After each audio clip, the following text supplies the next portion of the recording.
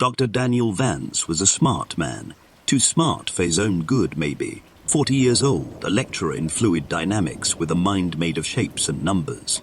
No one knows why, but one day, on a whim, he crunched the numbers on the apocalypse and came to a troubling conclusion. He didn't share exactly what it was he'd deduced, but given that he immediately quit his job and liquidated his many assets, it's fair to say it wasn't positive.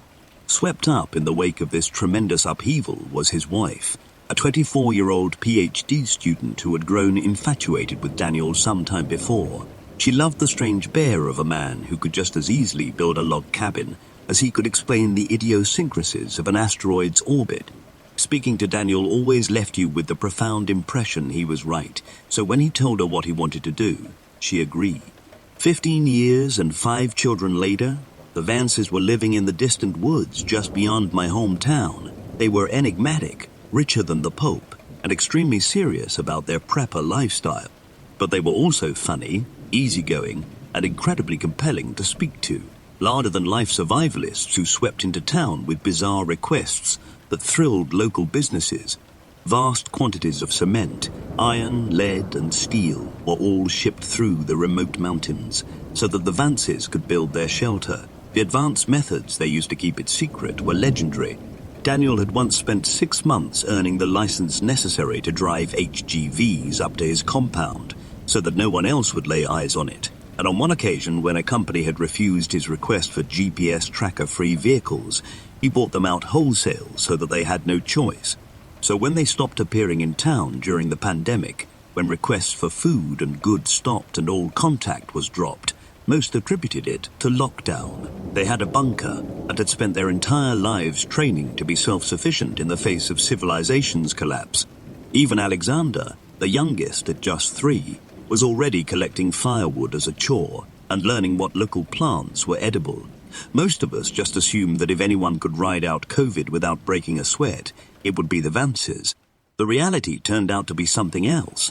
When the worst came to light, we discovered that Daniel had used the pandemic as an excuse for a dry run. The family intended to spend 6 months in lockdown and essentially beta test their fallout bunker. 3 months in, the sheriff received a distress call on the radio. Coordinates were provided by the hushed voice of a sobbing child that most assume was Alexander, even though that's never been proven. The police arrived and found the bunker still sealed. It took hours for emergency responders to cut into the door. All the while, efforts were made to contact the family within, but to no avail. Once inside, police were left dumbfounded. There was no one to be rescued, no bodies, no survivors. There was evidence the door's locking mechanism had failed and trapped the Vances inside with no way out. But if so, where had they gone? Beds and cots lay everywhere with mouldering yellow sheets, buckets close to hand with stains all around them. Some doors were barred, others smashed to pieces. There was even evidence of makeshift quarantines and, in places, what looked like violence. The police, usually a fantastic source of gossip, were not forthcoming until the town demanded answers, and the sheriff was forced to offer only the barest of outlines. An outbreak of a waterborne illness had struck the Vances down not long after they were locked inside and unable to seek help. Rumors of contagion were overstated, fueled by the unrelated rise of COVID. Whatever contaminant had killed the Vances, it was non-organic in nature. No need to panic. The Vances' loved ones had been notified. The bunker was going to be demolished, and we could all put this terrible tragedy behind us. Of course, we still had questions. 1,000 of them. Why hadn't the family called for help? They had radios, computers, smartphones too. They were survivalists, not Amish. And where were they? What had happened to their bodies? Why hadn't they simply left? We shouted these and more at the town meeting, but the police simply refused to comment. For most of us, the excitement lasted another week or two, until we realized we weren't getting answers anytime soon. Besides, the pandemic was in full swing, and most of us had other things to worry about. The tragic story eventually faded until it was just one of those awful things in the town's history that we didn't talk about. I was as guilty as anyone else of just forgetting about it. I certainly never expected to find the bunker out there in the woods, faded police tape still on the open door that hung wide open with scorch marks around the lock. It stood out in the woods like someone had cut a hole right in the fabric of reality. the darkness so deep and black it almost ached to look at. The sight of it made my heart drop into my stomach. It radiated pain. Does that make sense? I think some part of my lizard brain picked out details that wouldn't become apparent to me until I got closer, like the bloody finger streaks that stained the handle from where someone had scrabbled furiously at the lock, without success. And the tiny viewing window had been smashed with a hammer that still lay nearby. I needed only to glimpse it to imagine the family taking turns to stand there and scream into the woods, desperate for rescue. Under any other circumstances, I would have run, but I'd gone there looking for my dog, and my light revealed a few wet paw prints making their way down the dusty concrete tunnel. Half Bernese and half collie, Ripley is the sort of dog who trembles in my arms when a storm buffets the windows and needs his paws held when we brush him. I love him. I do not have much of a family or a wife, or even many friends. But I have Ripley, and I could no more have turned around and gone home to an empty apartment where I would have to sob my grief away than I could flap my arms and fly. He was my dog, and I'd raised him since he was a puppy, and I wasn't going to leave him out in those woods. I went in after him. I didn't know what to expect, but I knew it wouldn't be good. Whatever the police had found, they'd not only kept most of the morbid details to themselves, they had also lied. The bunker was not demolished or even sealed off. In fact, looking at the occasional blue latex glove tossed aside and the one or two broken police issue flashlights, it seemed like the last people inside had been in a hurry to get out. Given this was where 7 people had presumably died, I assumed it was someone's job to clean it all up, but the corridor looked largely untouched. Just a few meters in and manic writing started to cover the walls, the desperate scrawls of a lone survivor left there to be rediscovered like cave paintings. Most were deliberations on how to get out. Diagrams, blueprints, equations and formulae, all focused on the door and the circuits responsible for its faulty lock. I instinctively assumed they belonged to Daniel and that he'd been the last to die. What a god-awful fate for a man to outlive his children, and yet it got worse. Slowly, the writing changed from equations and plans to a desperate scrawl, the same few phrases repeated over and over. 5 doors. 5, not 6. 6, didn't make it. 6 doors. 6. It seemed like the kind of thing you'd find in an asylum. A psychotic rambling punctuated only by 6 paragraphs, right at the end. Each letter was impeccably neat, and each small paragraph was topped with a beautifully drawn Christian cross. Elliot Vance, aged 15, a gifted guitarist. He liked boys even though he thought I did not know. I loved him with everything I had. He would have made a great man. Alicia Vance, age 14. She liked to paint and to shoot. She had her mother's mean streak. It would have served her well in the future. Elijah Vance, aged 8. The smartest of us all. These were Daniel's memorials to his family, and seeing the words lit up by my torch was a haunting insight into the overwhelming despair he'd endured. He must have realized he wouldn't get the chance to speak at his family's funerals or to write their obituaries. This was his last desperate way of making sure the world might one day know them as he did, as real people. The words marked the end of the tunnel, standing adjacent to a trapdoor in the ground. It was not open, but the tunnel came to a dead end immediately afterwards, and Ripley's prints disappeared at the hatch. I feared he might be in danger, but still I stopped and looked at the bunker door 20 meters behind me. The once gloomy forest looked so bright, even on this cloudy day, the air dotted with rain. A part of me felt like I was leaving the whole world behind as I began to climb the ladder down. I entered a large circular living space that was packed with furniture and little nooks and crannies. The walls were covered with folding beds and tables, and every inch was multifunctional. A dining space could become a sitting space, which in turn might be where someone slept or even exercised. It all depended on what particular bit of furniture you unfolded or unclipped or unfurled. 7 people in close quarters, nowhere near enough privacy. It made sense they went with this cluttered, overlapping use of space. But it was still a large room, bigger than most studio apartments. And there were a few corridors that led deeper into the earth, telling me the bunker had unseen depths. I looked for some sign of my dog and soon found his trail. But this far from the rainy cups, Ripley's prints were starting to fade. After barely a few meters, they petered out vaguely in the direction of a nearby door. I wanted to follow, but stopped myself from rushing onwards.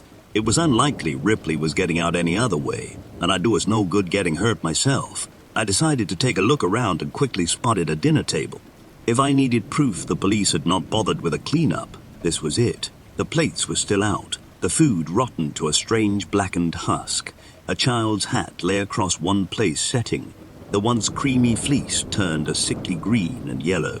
The chairs had their backs reinforced with wooden beams, fitted with long grooves, so that something the width of a nail could slide into them, and on each of the cushions were foul-smelling stains that looked oddly like an aspirin. I touched one with gloved hands, and the material crackled audibly. Whatever it was, similar stains were on the cutlery and plates, and there were even handprints of it placed firmly on the tablecloth. At first I thought it was blood, but that wasn't quite right. It was too contained to be from leaking blood. On the back of one of the chairs, a stain tapered exactly where a woman's waist would be like a near-perfect silhouette. I shivered as I remembered that Miranda Vance had always been a slim woman, and wondered how she had left her imprint on the grey fabric. Using my torch, I saw that these stains repeated in the oddest of places. Yes, there were some on beds and blankets and even patches of plain floor, exactly like you might expect in a room full of sick people. But why did one stain on the floor bear such a strong resemblance to a child, huddled in the fetal position? And why was the same stuff all over the TV remote, and on books on shelves, and board games too? Everything from sofa cushions to DVD boxes to piles of dirty laundry were covered in the same dried brownish material that gave off a foul, coppery miasma. I found the jigsaw particularly baffling. Someone had set up another table with 4 chairs, all modified with the same back support as those by the dinner table, and a jigsaw had been laid out with 4 separate piles, but only one was depleted. The rest looked largely untouched, almost like someone had portioned out pieces for 3 other people who had absolutely no interest in going along with it. Maybe Daniel had tried to keep up morale while the family was sick. God help me. If that were true, I couldn't help but imagine the poor man sat there with his loved ones close to death, desperately trying to encourage them to click their own pieces into place while they faded in and out of consciousness. Something about that room emanated madness, and the longer I stayed down there, flicking the bright disk of light of my torch from one detail to another, the more I wanted to leave. One door had wooden beams nailed across it. One sofa had been partially disassembled. Multiple beds had been burned, and all the light bulbs had been removed and put in a box on the kitchen countertop. Looking up at the ceiling, I finally had some insight into why the police were so confident the Vances had not survived, despite never finding their bodies. Someone had jammed a human finger into one of the empty sockets, almost like they'd expected it to glow with the flick of a switch. What was it about this place that had caused the police to leave and never return? Not to even take that finger and test it for signs of illness, or even just to confirm who it belonged to. I decided it was time to hurry up and find my dog. People had died in that place, and while I'm not superstitious, I can't be the only skeptic who has done the calculations in his head and realized it costs nothing to be respectful of ghosts. That bunker was cramped, terrifying, and the air stank so bad I started to worry I'd get sick myself. It served no one any good to linger, but I'd be damned if I'd just walk away and leave Ripley to rot down there. It's not like he could climb a ladder and get out on his own, even if I wasn't entirely sure how he'd gotten down there in the first place. Summoning what little bravery I had left, I called out and broke the silence, something which felt like a terrible taboo in that god-awful place, like screaming in a graveyard. Ripley! I waited and hoped to hell I'd hear the pitter-patter of his paws, but for the longest of moments, there was only the kind of silence that makes you wonder if someone or something in the darkness is holding its breath, trying to look like just another patch of nothing, biding its time until you finally turn around and show it your back. The TV came on with a blurt of white noise that was so loud and so sudden, I cried, threw my arms up, and nearly fell backwards onto a rolled-out sleeping bag that looked like it had spent a week in the sewer. By the time I realized what had caused the noise, I could already hear a tinny rendition of Daniel Vance's voice. I realize the issue here. I need to emphasize just how little I understand anything that's... I frowned at the screen as I approached. It showed a greenish infrared view of the bunker with Daniel up front, and the dinner table behind him. It was grainy and hard to see, but I could clearly tell that his family was sitting in those chairs. Miranda was first to fall ill. Looking back, it makes perfect sense. Miranda often went into storage to fetch food for cooking, and we found it behind one of the refrigerators. So that's, hell. One of the figures in the background slumped onto the table with a loud clank and sent a plate spinning off onto the ground. Daniel muttered as he got up and grabbed the woman by the shoulders and sat her upright.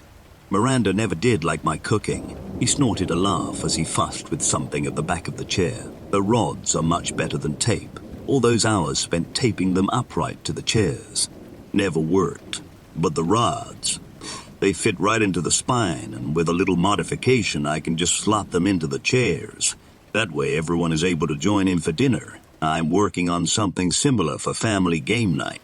Daniel wandered over to the camera, and with a grin he lifted it from the tripod and scanned the dinner table. What I saw nearly made me drop my torch. His family were long dead. Gaunt faces, missing noses, lips that had receded to reveal awful grins. These were corpses, plain as day, even when viewed through such a low-resolution image. The only thing that made them seem remotely alive was the way their eyes still reflected the infrared back, so that they glowed in the dark. And yet Daniel seemed oblivious to it all. He tousled Elliot's hair, kissed his wife on the cheek, ran a hand across one young girl's shoulder. He even picked the young Alexander up from his high chair, and I assume he coddled him. I don't know for sure because I looked away, unwilling to see the poor boy up close. Eyes averted from the screen, I couldn't help but pan my torch across to that same dinner table and shiver as I finally realized what all those stains were. Not quite blood, but close. Liquefying flesh. Left alone for months, Daniel had not put his family's bodies to rest. Instead, he had moved them around from place to place and puppeted them, living life as if nothing had really changed. Looking at where those stains had settled, I saw a clear pattern emerge. He had put them to bed, he had set them dinner, he had propped them up to watch TV, or gave them their favorite books. They even sat there as lifeless husks, while Daniel waited for them complete a jigsaw. The idea horrified me to my core. Back to work. It's obviously not part of the original designs. No room on the other side, not on the blueprints. Elliot didn't believe me, and why would he? And why would he? I made every inch of this place, but I did not install that door in storage on the bottom level. I checked the cameras and some of the photos I took during the build, and the wall is just blank. But the door is there now, and it must lead somewhere. I don't know when or why it opens, but it does, and the next time I'll be ready, because I have to know what's on the other side and why it did this to us. Alone down here, often all asleep at once. Anything could have slit our throats and been done with it, but it didn't. It took its time, and I have to know why. It took our radios and computers and phones, one by one, none of us noticing until it was far too late. I kept telling the kids they needed to take better care of their things, and even as they complained, I just assumed the phones were lying behind some shelf. Where else could they go in a locked bunker? But it wasn't the children at all. Looking back, there are so many signs. Who kept taking away the lights? Who kept draining the batteries in our torches? How long did we live with it before we finally realized we weren't alone? Was it here every step of the way? A door out of nothing that leads to nowhere, at least most of the time, because I know for a fact it does not always open onto a blank wall. There is something behind it. I can hear it shuffling around in there, wet breath rattling in its lungs. Horrible sound I hear roaming these halls when it thinks I'm asleep. I listen to Daniel, fascinated by this strangely compelling rant, when movement caught my eye. An infrared camera running in the dark, its image a roiling mess of uniform noise. What was it I'd seen? I paused the tape and rewound. Squinting, I saw two pinpricks of light in the darkness, just over Daniel's shoulder. Slowly, the image resolved itself in my mind. I knew what I was seeing, and it turned my blood to ice. Miranda Vance had turned her head, and her lifeless eyes glowed as she fixed them on the back of Daniel's head. Not even any point leaving at this stage. I'm no doctor, but that door is giving off enough radiation to kill a family of 7, if none of us had touched it. Being in the same room is risky, but not lethal. But given how sick we've become, it's pretty obvious our curiosity got the Better of us one by one and we all got too close. Or maybe not. Maybe that thing on the other side came through and did this. I don't even know. Wait, what was that? Daniel turned and the camera stopped recording. The image it froze on was of a lone man, bright as a star in the camera's lens, facing off against unknowable darkness, broken only by 6 pairs of white, glowing eyes.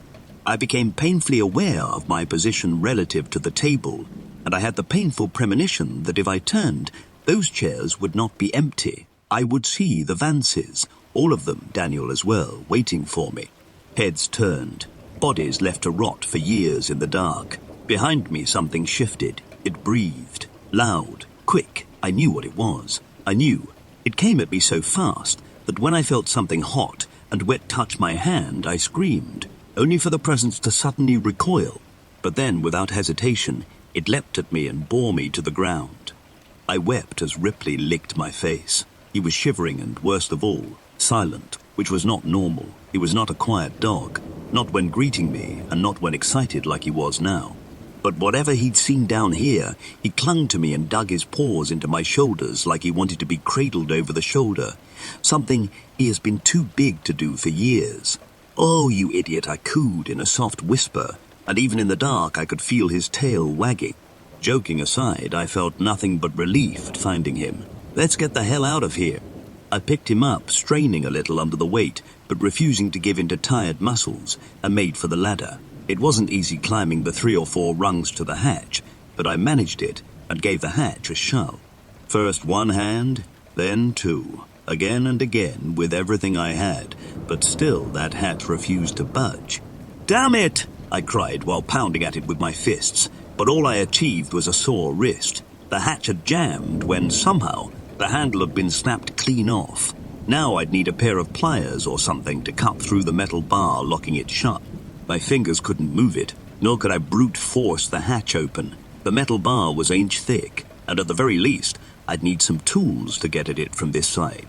At least it's fixable, I thought, as I climbed back down and caught my breath. On one wall I noticed a simple diagram of the bunker made in chalk. It had 3 floors. The bottom was storage.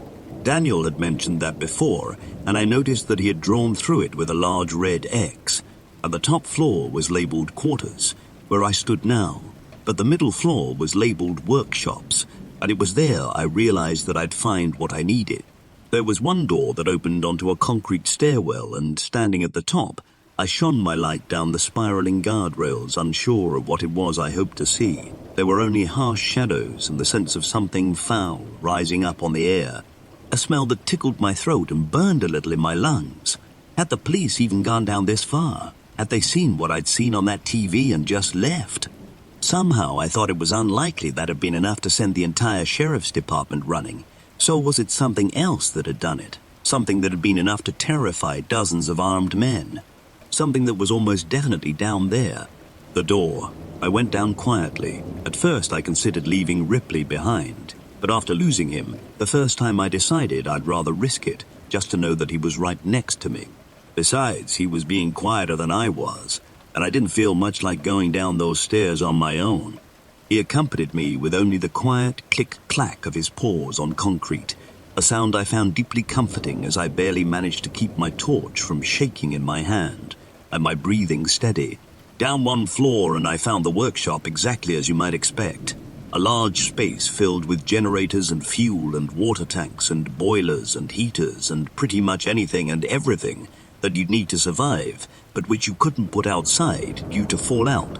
Wires, pipes and tubes ran from one end of the room to the other, and even years later, most of the machinery still hummed in the pitch-black emptiness, an idea I found deeply unsettling.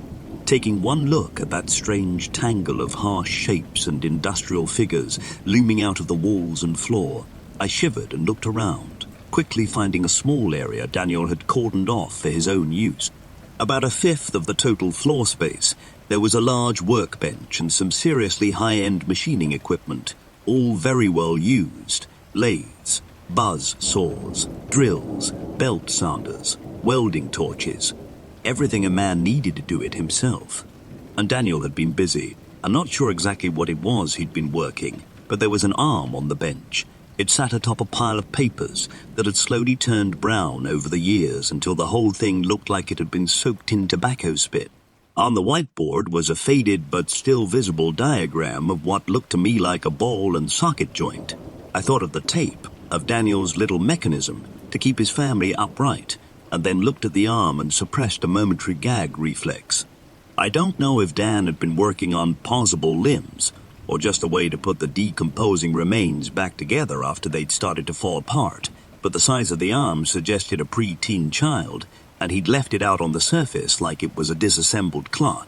It was also missing a finger. Just how crazy was he? I wondered as I pinched my nose with one hand and began overturning boxes looking for a hefty pair of pliers, or maybe a hacksaw. Ripley backed away from the noise, but once I made sure he wasn't going anywhere, I carried on grabbing and pulling at box after box, hoping I'd find what I was looking for. Anything to break that damn metal bar. In the end, I managed to get a pair of bolt cutters, a crowbar, and a heavy-duty pair of pliers. One went in my pocket, one went down the back of my jeans, and the other was clutched in my fist, too large to be tucked away in my clothes. The bolt cutters felt hefty in my hand, which was a bit of comfort, but that feeling didn't last long. Something moved in the darkness, out there in the twisted jungle of shadows cast by all those pipes and wires that ran from one machine to the next. A figure moved, thin but unmistakably human in its outline. I couldn't help but remember what I'd seen on that tape. Surely it couldn't have been real. Maybe Daniel had rigged something up, some fishing wire and a motor maybe. The idea that those bodies had been moving on their own. I couldn't be sure of that, could I? It was a frightening idea, one my mind latched onto out of sheer panic. That was all. And then I saw them.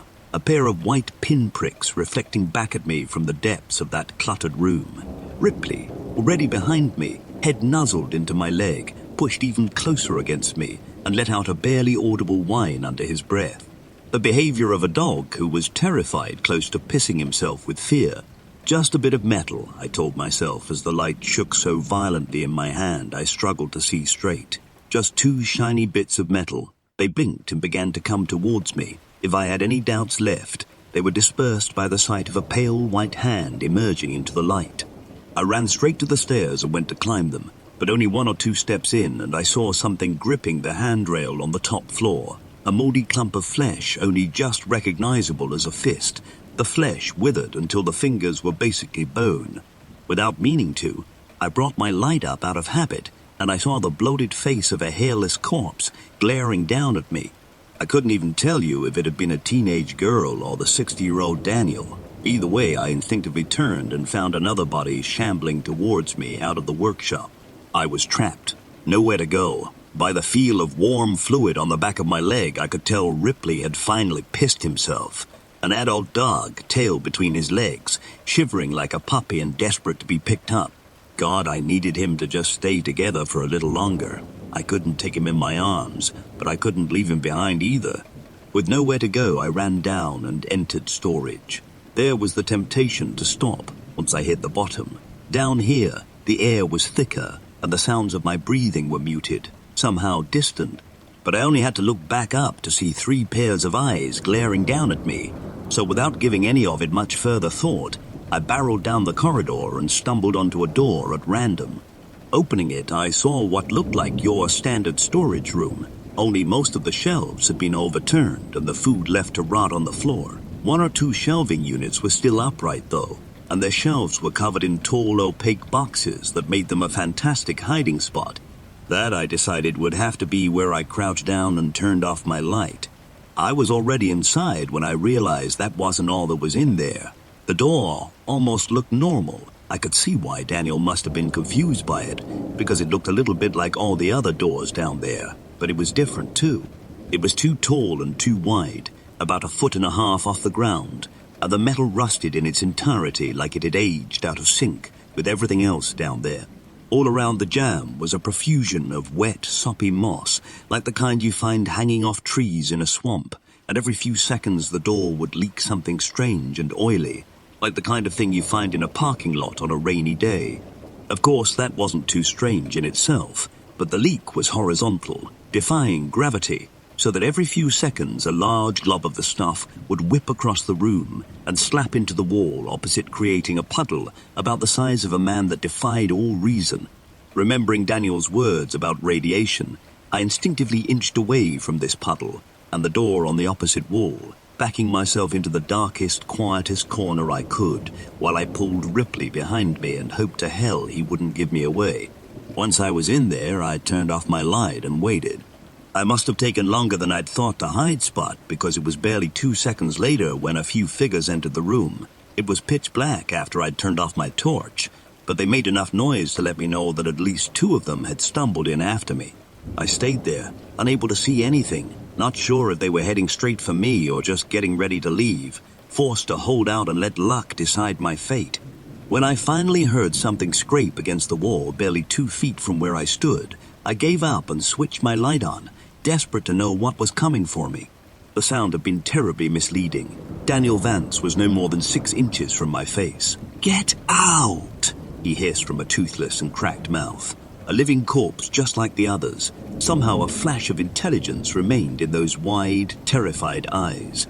And then I heard it, the creaking of a door, and without even thinking I turned the light and saw it on the wall. I saw it open, and behind the strange steel there was more than just plain old concrete.